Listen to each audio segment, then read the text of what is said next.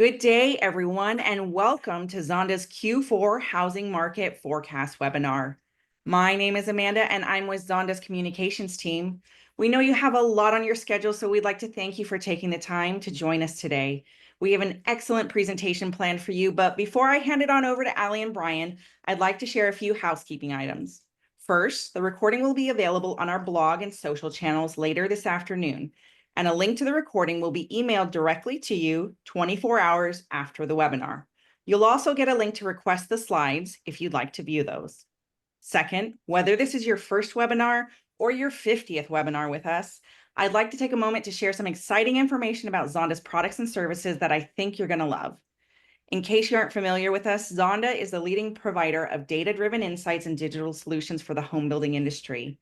We empower industry professionals with the tools and intelligence you need to make informed decisions, drive growth, and stay ahead in our ever-evolving market. Now, Zonda's team of advisors are here to help provide custom research and expert guidance for any aspect of the housing market. Whatever your challenges, we got you covered. Additionally, our advisors also curate custom research to provide the most comprehensive solutions across the entire life cycle of new residential construction. Our published research subscriptions help you stay ahead of the market by delivering the latest insights backed by our experts. Next up, I'd like to tell you about our incredible data products. Our proprietary data sets put all the insights you need right at your fingertips. Whether a developer, building products professional, or a mortgage lender, we have the solutions that will help you make smarter decisions faster. Talk about working smarter, not harder. Now, you may have heard that Zonda is now the home of New Home Source. Builders seeking to boost exposure, engagement, and conversions can rely on Zonda's New Home Source and digital marketing tools designed to help increase your visibility and drive tangible results. You can learn more at zondahome.com/digital-solutions. And while it might seem a while off, 2025 is just around the corner, folks. So please save the date and register for our upcoming Build to Rent conference, February 3rd to 4th in Arlington, Texas. Build to Rent is the home for data and deals in rental housing. We've got everything you need to know about Build to Rent sector. Register at btrconference.com. We're also excited to unveil Accelerate, the reimagined BDX event formerly known as DCX. Accelerate is for sales and marketing leaders in the home building industry. Join us March 24 to 26 in Austin, Texas, to explore the digital transformation shaping the future of home buying. And before your calendar fills up, I want to invite you to the Builder 100 conference, May 5th to 7th. Builder 100 is the exclusive event for today's top home builders. Join us for 3 incredible days of valuable content, networking, and fantastic entertainment. Learn more and register at builder100.com. Now, thanks for hanging in there with me, folks. That was a lot of information to take in, but don't worry if you didn't get it all. Stay tuned after today's presentation for our survey, where you can let us know if you'd like more information about a specific product or service. But before we get going on the content you came for, I would be remiss if I didn't give a big shout out to today's sponsors. Thank you so much to Westwood Insurance Agency. Westwood was founded by a home builder in 1952. For more than 70 years, Westwood has helped builders close on time and improve the home buying experience for their customers using an embedded insurance model. For more information, you can visit westwoodinsurance.com/partners. Thank you as well to the NRMCA's Build with Strength. If we want to build a more sustainable, resilient future, then we need to build with concrete. Concrete delivers unrivaled strength and durability, providing complete peace of mind. You can use their free design center to see how concrete is the best choice for your project's budget and get expert advice from concrete design professionals. Thank you again to Westwood Insurance Agency and the NRMCA's Build with Strength for sponsoring today's presentation. Now, folks, without further ado, I would like to introduce today's first presenter, Zonda's Chief Economist, Allie Wolf. Allie is the head of our economics department and the creator of several of our proprietary indices, including the New Home Pending Sales Index and the New Home Lot Supply Index. She runs special research projects, strategizes with the nation's largest home builders, and presents nationwide covering topics across the housing market and wider economy. She even serves as an advisor to the White House, providing data and insights on the U.S. housing market. Allie, the floor is yours. Awesome. Thank you, Amanda. And before I begin, I just want to give a shout out to Amanda. If you haven't heard her voice before or met her, she's running the back end of all of these webinars and events that we are putting together. So huge thank you to you, Amanda, Valerie, the rest of the marketing team for all the back end work that you guys help us with.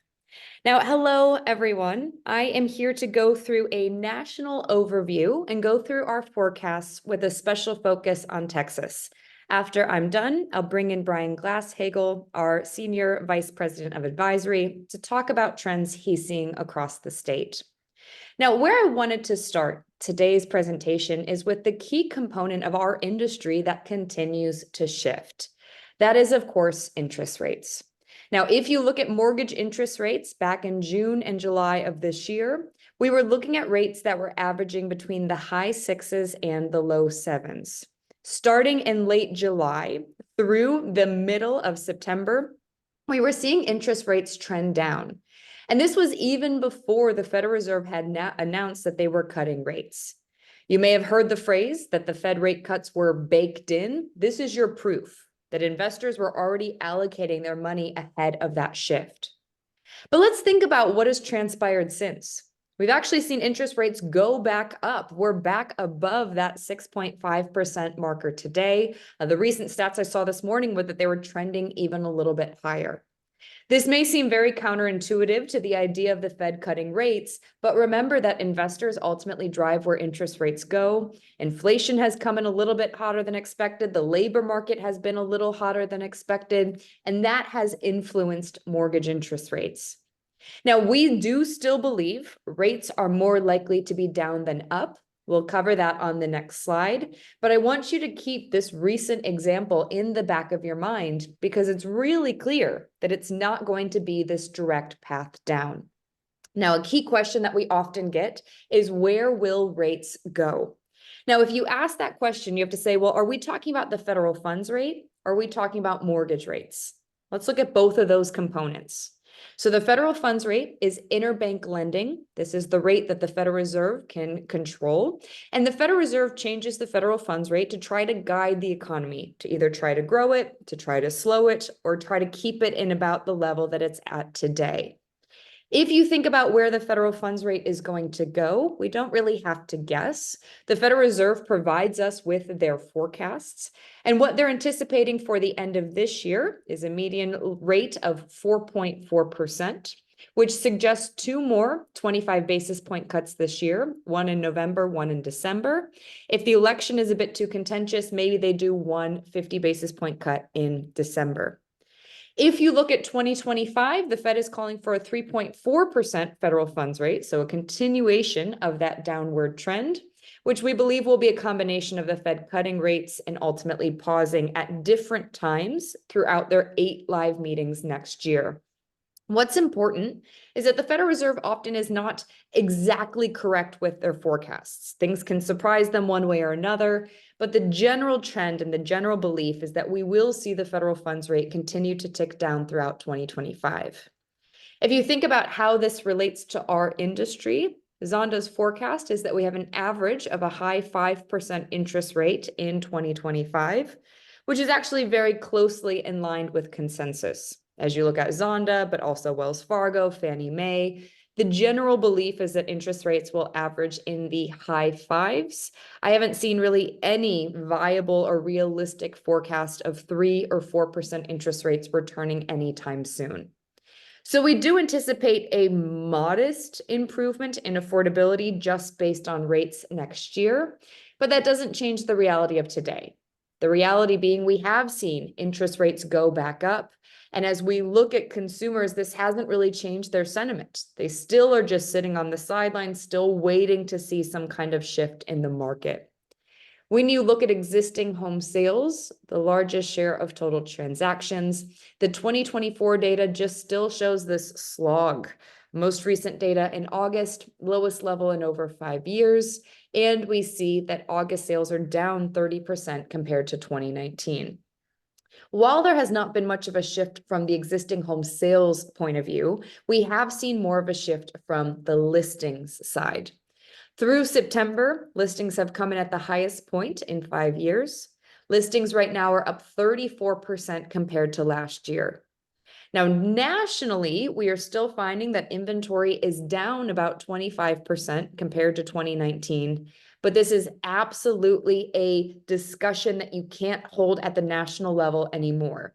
We've seen a lot of shifts over the past handful of months. And if you just look at the state of Texas, some of the major markets in the state, the range is in a market like Austin, there are 40% more listings today compared to pre-pandemic times. Houston is the only major market where listings are still down from that 2019 level. If you look at the clusters, you can see Texas is with Florida, with Arizona, Colorado, Utah, with the markets where we have seen inventory rise on that comparison point. Now, we've had some clients say that they were surprised that that inventory has gone up because the whole argument was, oh, there's a lock-in effect. No one's ever going to reset their interest rate. What we've learned throughout 2024 is things like insurance costs, insurance availability, rising property taxes, investors selling homes, people getting married, having children. Those all have been proven to be forces more powerful than the overall lock-in effect. But we need to take this a step further because we can look at listings relative to where they were, but we also want to get a sense of, well, what has happened to sales on that localized level? And so this is when we bring back in months of supply. This is a data set we haven't really talked that much about since the pandemic because oftentimes we were talking weeks of supply, not months of supply. Now we're bringing this back into the discussion. The way you can view this map is the number in parentheses is the current months of supply in the given market. The color of the dot represents the change from 2019, where the darker the dot, the more months of supply have risen compared to pre-pandemic times. If you look at this map and you compare it to the map on the other page, you can see those geographic clusters come again. The areas where we do have rising inventory generally correspond with where we also have a higher months of supply level. In general, we're looking at 4 to 6 being equilibrium. If you look across Texas, we see Austin at the high end of 5.3, Houston at the low end at 3.8. So if you look at Austin, again, look at the dark purple dot, that's telling us that that months of supply, the fact that it's dark purple, is abnormal, at least relative to 2019. You're certainly seeing that homes are sitting on the market longer. But when you track all of this out, you say, okay, well, how should we be interpreting this? The fact that the resale market is loosening up a bit in certain parts of the country. Well, we just held an event. It was our Dallas Steelmakers event a couple weeks ago. Tim Sullivan, our Chief Advisory Officer, was moderating a panel with builders, and he had said, how are you guys interpreting what is happening on the resale side? And there were really two different camps that emerged. Camp one was, hey, we're excited because if people sell homes, they have to buy homes. And so this is just going to be a positive for the market as we see more mobility. There was a different builder on the panel that said, I think all of us are in denial. I think all of us need to pay attention to the fact that resale is our competition. We are seeing higher days on market. And if sellers don't become buyers, that could mean some downward pressure on pricing. That could mean changing market dynamics. So while you do see across the country, most areas are still within that range of equilibrium, we're certainly watching months of supply and overall inventory quite closely to see the impact on the new home space. Now, if you look at where we are today, many of you saw that this morning we released our new home market update for September. That included our latest ZMR, Zonda market ranking. The ZMR looks at sales adjusted for supply, adjusted for seasonality. And as we capture the September data, we had the 8th month in a row where we were in a slightly overperforming market. In September, 66% of the top markets were overperforming. That's basically flat with last month where we had 64% of the top markets overperforming. Now, subscribers to our national outlook can see this map cut by the entry-level data, by the move-up data, by the high-end data. If you're not a subscriber to National Outlook, the highlight is that right now the entry-level market is the slowest across the nation. The move-up market is the strongest. So instead of having a national slightly overperforming market, the move-up is coming in as significantly overperforming. But there's a very important caveat to the data. which is if you look at Texas, there's a combination between overperforming and average markets.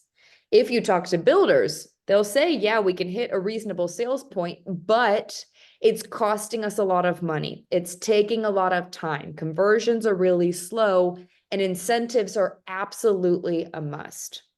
This is showing incentive distribution across the country. Again, the darker the dot, the higher the incentive use. So if you look in Texas and you think about what we talked about with listings and months of supply, San Antonio has the highest share of all projects that are offering an incentive today. Houston is coming in as the lowest. Remember, Houston is the furthest from quote unquote normal when you compare out these larger markets. But if you think about incentives and the role that they play, they mean something different to different consumers. To some consumers, it means they don't have to bring as much cash to the closing table. For some consumers, these incentives mean they can deck out their kitchen. And for other consumers, it could be the difference between being able to own a home and not being able to own a home, when you look at the mortgage rate buydowns and how those really pay into the monthly payment. Now, if you look at the payment to household income ratio, in Texas, this is more tricky than in other areas because of the relatively higher property taxes. Sarah in the econ department is adjusting our methodology to include property taxes, or at least have the option to include property taxes moving forward. But if you exclude the property tax and just look at payment to income, you can find that all of the Texas markets are coming in line with what we deem to be a healthy market for affordability. When we layer in property taxes, we do believe each of these markets will come in above that stretched ratio at a point where those ratios are kind of pushing the limit with affordability. But to me, I think an important thing to think about is look at this chart, but pretend 2021 through 2024 wasn't there. The main markets in Texas were relatively stable with history. Now, even if we were at this 30% level, this is very abnormal. This is uncharted territory for the local market. And if you think about affordability and those that are going to be struggling the most from it, it really depends on where you sit. Because an existing homeowner has at least seen their equity go up. But we also know that as home prices have gone up, that's increased the property taxes. If you think about someone that's renting and trying to convert to buying a home today, that obviously has become a lot harder, really unprecedented when you think about this state.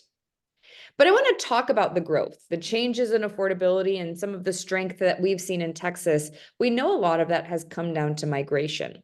We like to use the census data, where the most recent release did show Texas was #1 for migration. Census data is great. It only comes out once a year. By this time of the year, the stats that we're looking at are quite dated. So we try to find different data sources to at least give us a more real-time sense of the market. One of the ways we can do this is by looking at the listing platforms focused on the existing home market. So here from Redfin, what I did is I looked at where we see how we're seeing search activity look in San Antonio, Austin, Houston, Dallas. I looked at what are we seeing more people wanting to move in or move out.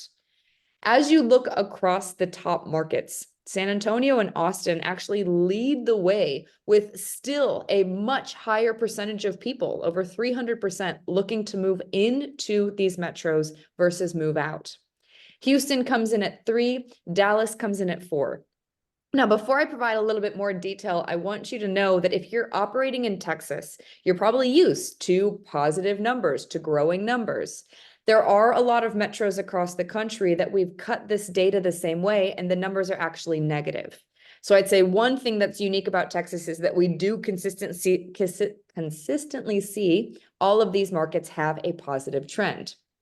But we can then look at, within this data set, where are people considering moving to San Antonio from, considering moving to Houston from? What I want you to see is as you look down this list for San Antonio, Austin, and Houston, Dallas comes into that top 3. That's part of the reason that you don't see as high of a percent in Dallas. People could be looking outside of the metro maybe for affordability from a San Antonio or Houston point of view. In Austin, maybe they're looking to return to their roots. Maybe they have friends or family there. Maybe they have grandbabies there. Or maybe they're just looking at a different job option. We know that Austin does still have a pretty robust overall labor market, even though it has slowed. Then you want to look at where are people considering leaving these markets 2. So if you look at San Antonio and Austin, you can see people are considering moving to Corpus Christi. When we thought about why this is the case, it could be affordability. The data could also be muddied because we know that Corpus Christi has a lot of second home options as well. And so maybe it could be people also considering a different property outside of their main city. If you look at Dallas, again, people are looking at Austin and Houston. The other top market is Phoenix. In some cases, depending on where they're looking, that could be an affordability play, that could be a lifestyle play, or even employment.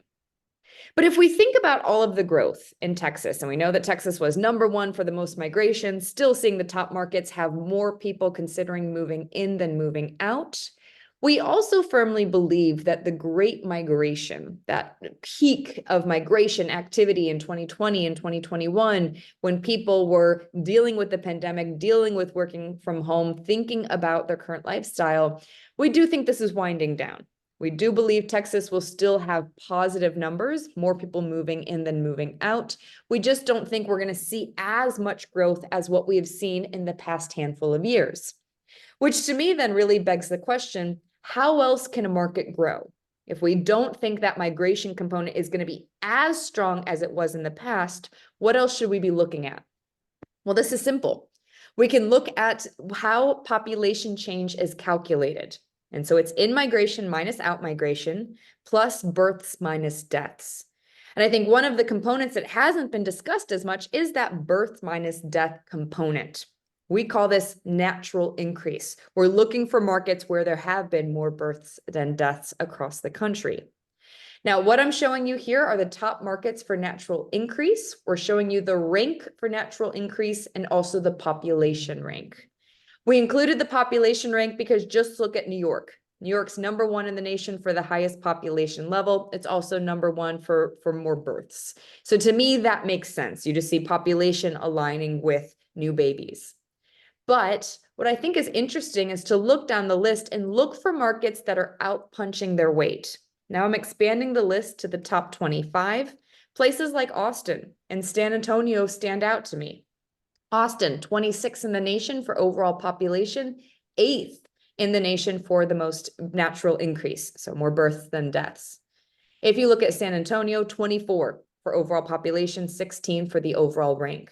McAllen's high on the list, but even as you look down, Dallas, Houston, all these top markets are shown in Texas, also getting captured on this list. If you think about what these markets have in common, it's generally a concentration of having a higher millennial population. In some cases, it comes down to affordability. In some cases, it could be tech employment that ties into millennial employment. And in some cases, religion plays a factor here as well. So we've talked about how Texas has been this top market in terms of overall performance, definitely some shifting dynamics on the ground, but we wanted to show how Texas has ranked in terms of the top 25 markets over the past 10 years. Now, Bryan is going to spend more time in his section talking about the relationship between starts and closings, looking at more historical data. Here, I just wanted to compare out the markets. And you'll see that as San Antonio has risen in prominence, Texas now represents the #1, the #2, the #5, and #6 top production markets across the country based on housing starts. And the belief is that housing starts are going to continue to increase throughout 2025. We overwhelmingly hear from builders that they do plan to start more homes next year versus this year. That does also fall in line with our forecasts. Now, I will say the timing of this webinar is a little bit tricky because we are going through a revision to our forecast right now. Our clients to the National Outlook and Building Product Outlook, different subscriptions, will get our updated forecasts in the next few weeks. But right now, Zonda, as well as other firms, are generally calling for about 3 to 5% growth in single-family housing starts next year. If you think about the enthusiasm from economists, from builders, part of this comes from land and lot supply, which is anticipated to be higher next year versus this year. Not flush with lots, but at least better than where we were at the absolute trough of the market. There's belief that rates will be lower than where they are today. And there's the belief that there's some pent-up demand that's waiting to have a little bit more stability with the election, a bit more stability with interest rates before they enter the market. We are still watching the risks and the wild cards. Of course, affordability is the number one thing that we're watching, but also consumer confidence and changes to the economy. But based on the information today, we do feel good about what the spring selling season in 2025 might look like. Now, with that, I'd like to introduce Bryan Glasshagel, Zonda's Senior Vice President of Advisory and Texas expert. Bryan has over 20 years of experience in the real estate and banking industries and has directed strategic analyses of residential and commercial development opportunities and acquisitions throughout Texas and the United States. While Bryan lives in Texas and considers it home at this point, he was educated in Arizona and loves all the LA sport teams. So Bryan, I can only imagine your excitement for the Dodgers and the World Series. Let me turn it to you. Thanks, Allie. I appreciate it. Yeah, excited for the Dodgers, sad for the Chargers, but I've been out here 18 years now, so almost lived here longer than I've lived in California. So I feel more like a Texan at this point. So thanks. It was great information. I appreciate it. As we'll go through today, we've got a lot to cover. Four markets, four big markets, as Allie mentioned, in the top 10 of all starts in the country. Houston and Dallas are always number one and number two, but just a lot of great information. I figured what we'd start with is just go through a little bit with what we're seeing, market conditions, and then some of the feedback we get from our survey of builders each month. We'll go through some of the demand side of what we're seeing in the market in terms of employment growth, and then really hit on some of our data points on the housing demand, starts, closings, price points, things like that. Supply side, we'll talk through some of the secondary markets as well. So, Houston, Dallas, San Antonio, Austin always get a lot of the attention. But what we're starting to see is some of the builders expand in some of those secondary markets in Texas. And we'll show you what we're seeing there and then just close it out with some final thoughts. So as we look at it, the big thing that we see is as we survey our clients every month, we'll survey division presidents across the country, a lot here in Texas. We'll just ask them what's going on in their operations. And what you kind of see is just a little bit of a tale of two worlds, or a tale of two cities, if you will. When we asked them, how their September was shaping up versus expectations, and this was the local divisions here in Texas, only about 24% of those builders that we surveyed said that they were on track to hit their goals for that month. The rest, 52% said it's a little bit slower, not worrisome yet. And about another 24% said they're actually concerned with how much it had slowed. So you get that side of what we're seeing in 2024 and just the choppiness of month to month, some sales going well in some communities, not going as well in others. As Allie mentioned, a lot of it's rate driven, on the fence, off the fence. Are rates going to get better? Are they staying the same? So we see that choppiness month to month. But you flip that to the forward look, and I think this is most interesting. This is where we spend a lot of our time on the advisory side. But you look at that land acquisition strategy and how are you thinking about land? And that's the future, right? 3 to 5 years out. And when we ask builders that same question here in Texas, how are you thinking about your land acquisition strategy? About 52% said they're cautiously moving forward. 33% said full steam ahead, but very little in the way of saying we're actually pausing on deals or going pencils down. And that's just that notion that, I think the long-term view on where Texas is going, how much demand is going to be here over the long term, coupled with, if you want to continue to grow in this state or in these markets, you can't go pencils down. If it's taking you 2 to 3 years to go from the time you buy land to get lots on the ground ready for building, if you're going pencils down or even slowing that, you're not going to be able to not only grow into the future, you're probably not going to be able to maintain your current size. The other thing that we asked, and I love this, we ask those same builder clients, describe the market in 3 words, and we kind of group these in color, different colors here. Obviously, green would be positive, yellow kind of tepid a little bit, and then red a little bit more to the negative side. But when we asked about DFW, we heard back from clients saying it's normalizing, it's balanced, holding steady. Some in the middle where it's a resilient market, but it's a little more competitive or slower than normal. And then some of those that, like I said, if you talk builder to builder, you might hear a different thing every month, but some of those are already thinking, let's get through to spring of 2025. It's slowed. It's a little bit of a tough putt. But generally for DFW, it's a little bit more positive than we've seen for some of the other housing markets here in Texas. We look at Houston, it's pretty much the same kind of boat, in terms of activity wise and trend wise that we'll talk through. The market builders down there said it's a good market as long as you have those incentives in play, all about inventory. And that's part of what we'll talk about a little bit later, of how much of the sales are going through that spec inventory channel versus to be built. And then you start to hear, kind of those towards the middle, a little bit lumpy, slowing seasonally. And then you get to those again in the middle that are a little bit more negative, tough market, slower than expected. And here's where you'll see the pivot, right? So Houston and Dallas, we'll talk about together today, but then we'll also talk about Austin and San Antonio, because Central Texas was really a market that went up a lot more than Dallas or Houston, through COVID in terms of activity and pricing and everything else. And both Austin and San Antonio have also come down a little bit more, roughly on the downside. So as you look at this, nothing really green in terms of those comments in Austin. Margin impacted sales, finicky. Sales are expensive. That gets to what Ali said with how much it's costing for those incentives. Get to the red, not enough buyers, unpredictable, very competitive. And we see kind of the same thing as we went to San Antonio. And I laugh a little bit because we had a lunch about a month ago with some of the division presidents down in San Antonio. And I showed this slide and showed the on the rise comment, and almost to a builder, they said, we'd love to meet that guy or that lady because we don't feel that in this market today. The only other one that we saw that was kind of more towards the middle was just watching those rates closely. That's what's fueling demand up and down, but then inconsistent, a little bit of a knife fight that gets into the pricing that we see in San Antonio being more of an entry-level market, very competitive on pricing, but slow, cautious, rate sensitive. So you can kind of get the sense different builders are feeling different things as we go through the market or look at these individual markets, and they go month to month or quarter to quarter. So as we look at the economy, so what is really still fueling growth or new home demand in the markets here in Texas? And it's still job growth, right? As we look at this, the tables here on this slide, we show job growth in all four of the major markets over the last 3 years. And just notice the trend. If you look in the the bigger numbers, where we're in the thousands, that's non-farm year-over-year non-farm employment growth. That's about the broadest measure of employment growth that you can show in the markets.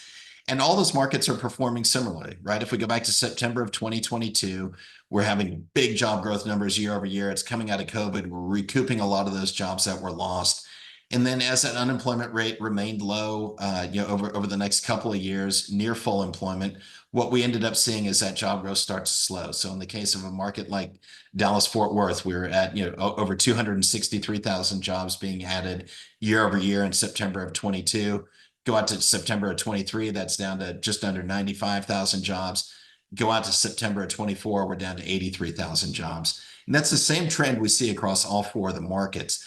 But the important thing to point out is we're still strongly positive in all of those. And you look inside the little red dotted box, and you look at those unemployment rates, they're moving around a little bit, but they're all still very, very low, anywhere from 3.4% in Austin up to 4.4% in Houston. So still, the economy is still trending very well along those aspects. The one thing that we're starting to look at a little bit more is the employment growth, not overall, but by sector. And when we break it down by sectors, we want to understand where that job growth is occurring, and not just sector-wise, but also income level-wise, right? So as we look at these charts on the next 2 pages or 2 slides, you'll see those purple ones to the left side of the slide are typically your higher income, white-collar jobs, financial activities, information, which is generally tech-related, professional and business services. And what we've seen there is those have changed a little bit. In the case of Houston, you still have 2 of the 3 positive, but not as positive as some of the blue collar sectors to the right. Same thing we're seeing in DFW. What I will tell you, though, is we've looked at this over the last several months. These numbers were actually lower. Those white collar job growth in those key sectors were actually lower the prior 2 to 3 months. And we're actually starting to see that strengthen. So that's a good sign that not only are we seeing strong job growth overall, but high quality job growth. As we get out to Central Texas, as I mentioned, we'll start to see some differences in the markets, particularly as we go through our housing market data.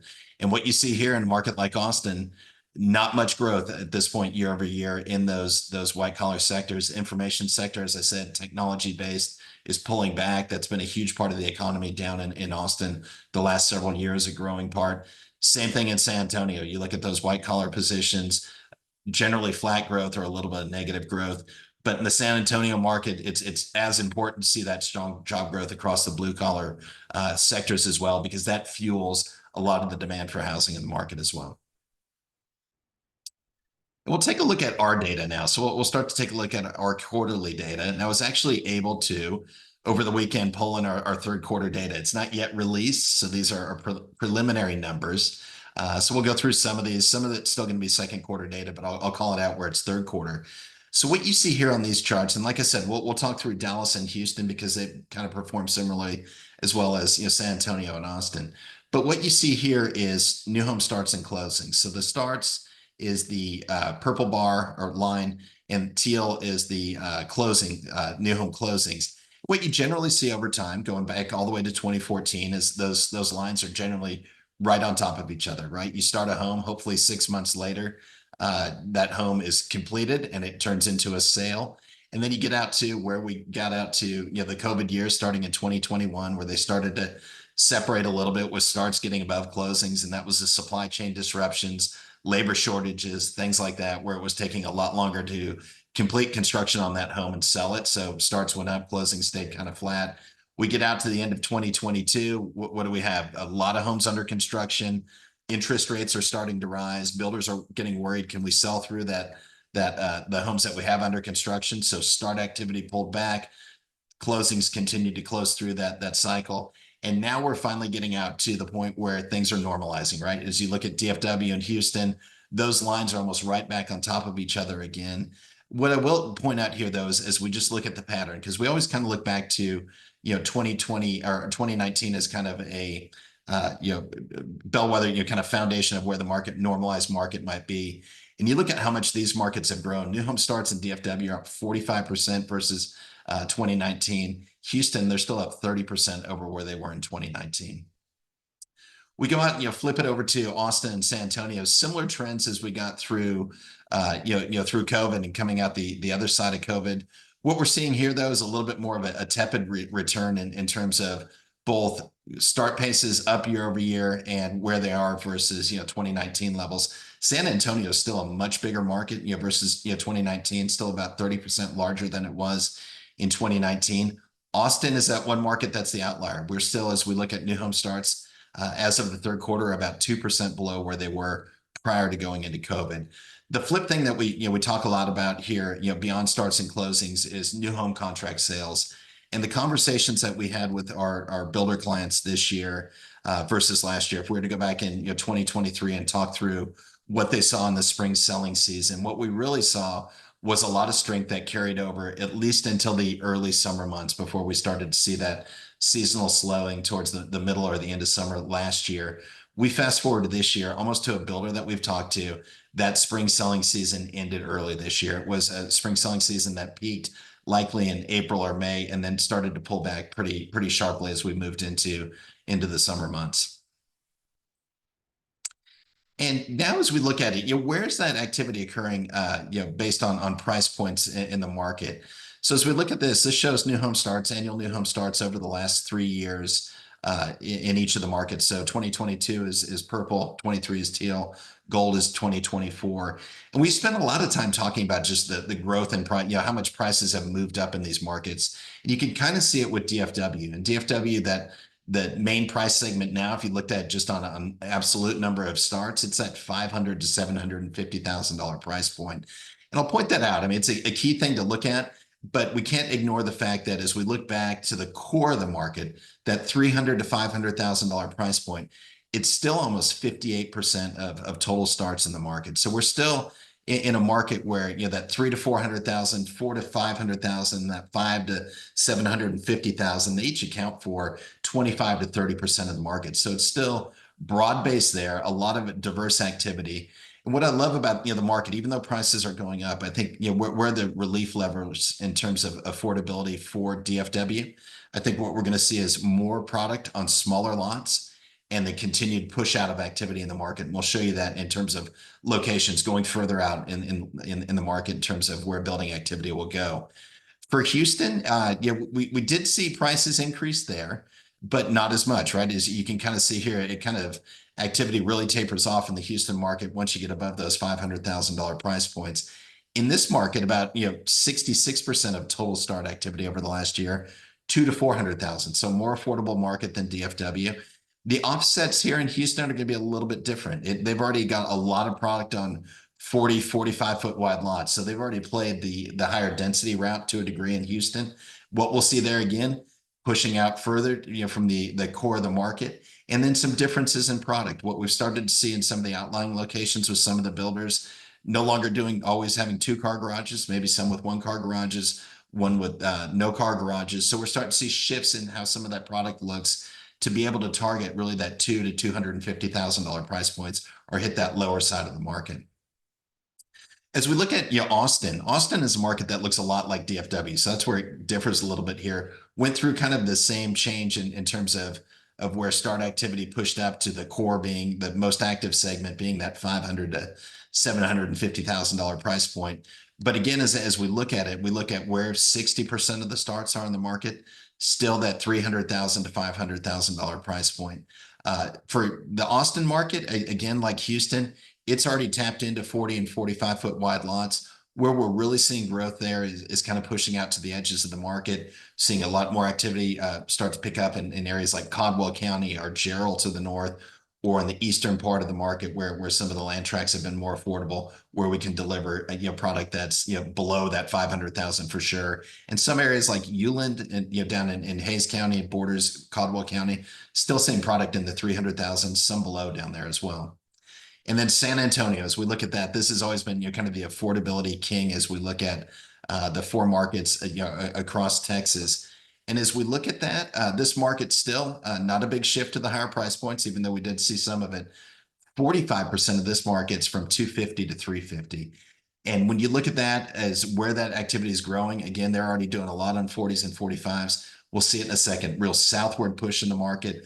A lot of the studies we do on the advisory side, what we're starting to see from a marketing perspective is builders actually building in one floor plan on the value side of the market at price points below 200,000. So they might have that one teaser floor plan that gets these communities with a price point below 200,000. As we look at DFW, what the heat map here shows is where the activity is occurring in the market. So these are all the new home starts over the trailing 12 months. Deeper the red is more activity. When we look at this, Collin and Denton County, northern part of the Dallas metro, now accounts for almost 50% of the market. But where we're seeing the most activity, that 380 corridor from Princeton to the east all the way out to Denton, a lot out in the eastern portion of the market, Kaufman County, western side of the market out towards the I-35 West corridor. Those are key growth areas as we move forward. Something to keep an eye on as we look at this, particularly as growth pushes the edges of the market, growth moratoriums. We've already started to see that on the eastern edge of that 380 corridor in Princeton. Something to watch as we move forward. Then as we look at Houston, same thing here. As you look at kind of the activity, more of it's pushing out to the edges of the market. And a lot of where that red is, it kind of makes a donut around the market. It's starting to follow, and it has been following the Grand Parkway around the market. So the Grand Parkway is one of the major transportation infrastructure in the market, and eventually it'll connect all the way around. So what we're going to see is pickup in activity. We already see a lot up in the Conroe area around the Woodlands. But also as you go out to the west of that, out towards areas like Magnolia and Montgomery, not tied to 99, but just tied to large tracts of lands, big MPCs, master plan communities going in out that way. Most active side of the market remains the west side, but areas to keep an eye on over towards where it says Liberty on the east side of the market. That's where the Grand Parkway has gone through. Areas like Dayton, we're going to see a lot of activity pick up along there. South side of the market too, as we go out towards Beasley and out towards Needville. The Grand Parkway is going to come around that way. There's great communities. Austin Point is one that's coming online with Signorelli. We're going to see a lot of activity on that side as well. And then as we look at new home starts for the Austin MSA, and this is kind of a north-south divide in Austin, we see a lot down in that I-35 corridor from, call it Buda and Kyle, down in San Marcos, and then a lot along the northern edge of the market, that Highway 29 corridor from Georgetown across to Liberty Hill. Areas to watch, as I mentioned, Caldwell County out towards Lockhart, and then that eastern side of the market, Hutto, Taylor, out where the Samsung plant's going. I-30, the tollway around the eastern side of the market, also runs by Tesla. Areas to watch as we move forward for Austin. And then for San Antonio has always been a market that start activity has been predominantly, call it the west side of the market, and then a lot up in New Braunfels. But the shift we're really going to start to see now is a shift more towards the south of the market. It's been an area that's been overlooked historically. Always thought it was, just an entry-level market. We're starting to see shifts there, different style product, different style communities coming in online down there. It is still affordable. I still think we'll see the West be the dominant, location in this market, but keep that eye on that west side of the market and even on that east side. As you look at areas south of New Braunfels out towards Seguin and those locations, we're going to see a lot of growth there as we move forward.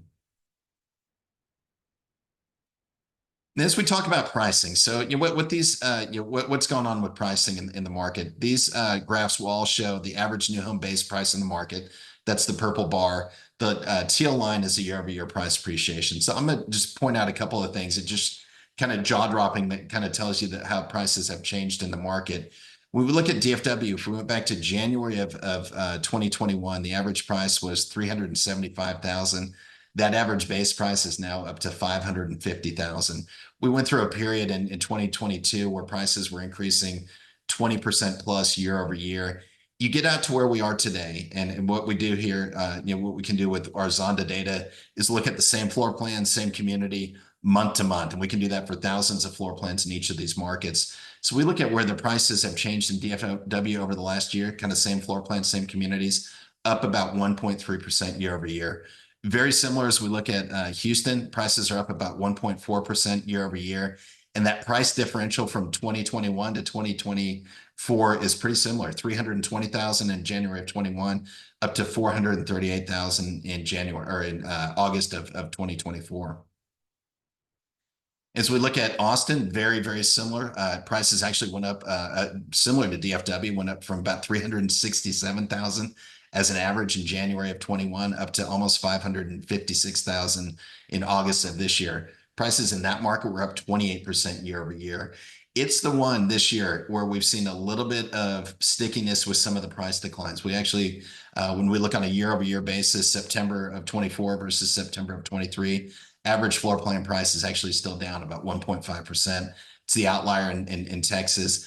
San Antonio prices are up about 0.6%. Year over year, but a similar thing. We had prices below 300,000 in January of 21, up to almost 400,000 in August of this year. The important thing I think to point out though, as we look at this is it's just base prices. The other things that are impacting the builder margins is the higher borrowing costs because of where interest rates have gone, mortgage rate buy downs that are costing 6, 8, 10 points or 10% of a purchase price. And then to a builder that we talk to, it's sticky land prices that even though we've seen adjustments in incentives and adjustments in pricing, land has been sticky. We haven't seen that come down at all. Let's take a look at the supply side of it.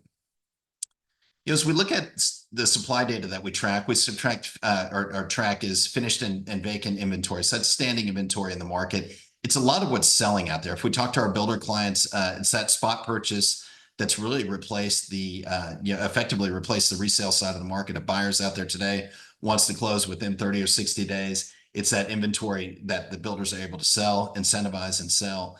When we look at it, a couple of things to take a look at here are both the absolute numbers and then the months of supply. Months of supply, we always say 2 to 3 months is an equilibrium point where it's a balanced market, where it's not impacting prices. DFW is at 2 months, Houston's at 1.8 months. But look at those numbers. We've got about 8,200 homes in DFW and about 5,800 in Houston, standing inventory ready to sell today. Kind of gets back to Allie's comment from our builder panel a couple of weeks ago. That's the concern of some of the builders, right? Not just that, hey, the overall month's supply looks good. What if the market slows and we've got to start to liquidate or move through some of those? That's something to take a look at. And then over to the right, I pulled in just the resale single family home listings from the MLS. 20,000 listings are out there waiting in DFW, about 22,000 in the Houston MSA, 4 to 4, 4.5 months of supply. Still, the builders that we talk to here in Texas, only about 20% are indicating that the resale side of the market right now is showing any signs of being competitive with the new home market. We fast forward to Austin, about 2.5 months of supply there on the existing home or on the standing inventory, 2 months of supply for San Antonio. And then you look at the listings there as well, about 69,800 listings, resale listings in Austin, almost over 10,000 in San Antonio. So something to keep an eye on, particularly as rates get down into probably that 5% range. we might see that become more competitive. And then the vacant developed lots in the market. So these are those lots that are finished lots on the ground, ready for new home construction. So when we look at a market like DFW, there's 87,000 finished lots on the ground. I will tell you, virtually every one of these and every one of these markets is already spoken for. There's not a lot of speculative development going on in the Texas markets. So these are all under contract with builders. The thing that we look at here is just the months of supply as we move forward. 20 to 24 months is considered our equilibrium point. DFW is at 22 months of supply. We look at Houston, already back down to 16.5 months of supply. So the lots that are being used up by starts in this market aren't being replaced quick enough or fast enough to be able to keep us within the equilibrium range. Same thing as we look at Austin and San Antonio. As we look at that, both right around 21 to 22 months of supply. I think for all four of these markets, when we look at the long-term demand and where the housing construction levels are going to need to be, it's going to be a challenge for us to keep up the lot pace that we need to on the delivery side to be able to match that production going forward. So I think the good news for Texas is a lot of these are going to be markets that are supply constrained going forward. We see that when we start to break down our most active postal cities by that lot supply that's out there. So from left to right, these are the most active based on new home start locations in each of the markets. And you can see that the orange dotted lines are the equilibrium points. You can see how many of those most active postal cities within DFW or within Houston are below 20 months of supply. A lot of cases, even in the case of DFW and Houston, below 15 or 16 months of supply. Same thing as we look at the Austin MSA and San Antonio MSA. Little bit higher levels here, but most of them are still within those equilibrium bands or at least a little bit below. Where we start to see it pop up a little bit is generally in areas where we're seeing rapid growth, where a lot of new communities are coming to market and that start count hasn't picked back up yet. So I'm not worried at this point at all in terms of the supply coming to market. So let's take a look at just some of the secondary markets as we go through Texas that builders are looking at. And the angle I'm going to take here is most of these are viewed as extensions of one of the other markets in Texas, one of the major four markets. I'll say most of them. We look at Sherman-Denison right next north of DFW. And the trends that I'm starting to see in these markets, it's a decent sized market. We had over 400 new home closings in just Sherman and Denison over the last year. But look at the number of larger regional or national builders that are starting to move into this secondary market. Highland Homes, D.R. Horton, History Maker, Castle Rock, and Chesmar. So when we start to see that shift, I think what we'll see going forward is more of those builders moving in. We look at Waco. Waco's kind of in between, right? I think Waco's got a lot of potential. It's on that I-35 corridor, just south of DFW. D.R. Horton's usually one of the first ones into the market. It's home to Baylor. It's home to Magnolia, Chip, and Joanna on HGTV. But again, a decent sized market, about 550 new home closings. You've got Horton and John Houston Homes are the only two regional builders in there now. It wouldn't surprise me if we start seeing builders come down from DFW or up from Houston as we go through that, as we go forward. As we look at College Station and Bryan, I look at this kind of as you look at it, you can kind of see Houston down in the lower right of that map. It's home to Texas A&M, obviously Aggies, but that market does about 900 new home closings a year out there. Builders have come in and out of it, in terms of national or regional builders. We're starting to see more come back in now, though. We've got D.R. Horton there. They've been established, one of the largest builder in the market. Lennar is now there. Brightland, the old Guillen Homes builder, is there. Some of the developers from Houston are moving up there to do communities. And then you've got some really sizable local or regional builders across Central Texas that are active there. I think this will be one of those markets where we start to see more of that activity as an expansion opportunity from Houston, not necessarily buyers, but builders looking to be able to grow their base. Killeen Temple's already there as well, right north of Austin. This one is surprisingly big, almost 2,000 closings, in these three counties, in the Killeen Temple MSA. Horton's already in that market, KB Homes, Castle Rock as well. And it's really only about 20 minutes north of Jarrell and some of the activities, strongest activity that we're seeing in the Austin MSA. So this is a natural expansion as we move forward. Then we'll close it out with Corpus Christi. So Corpus really, it's far enough away where it really isn't a satellite to any of the other markets. I will tell you some of the builders there, it's a decent sized market. D.R. Horton went in and acquired one of the largest private builders in that market. Lennar has come into the market coming out of San Antonio. But right now, that's really it. We haven't seen anybody else go into that market. Sizable market. I think ripe for more activity as we move forward, ripe for more builders to come into it over the next several years. So with that, I'll close it out with some of my final thoughts as we look forward to what we're going to see over the next year. So I think, what we saw in 2023, we saw, Houston and DFW were up. Austin and San Antonio actually had some declines in terms of start activity. I think what we'll see this year and what we're seeing from that third quarter data that's come out so far, we should be near double-digit increases in all four markets for this year.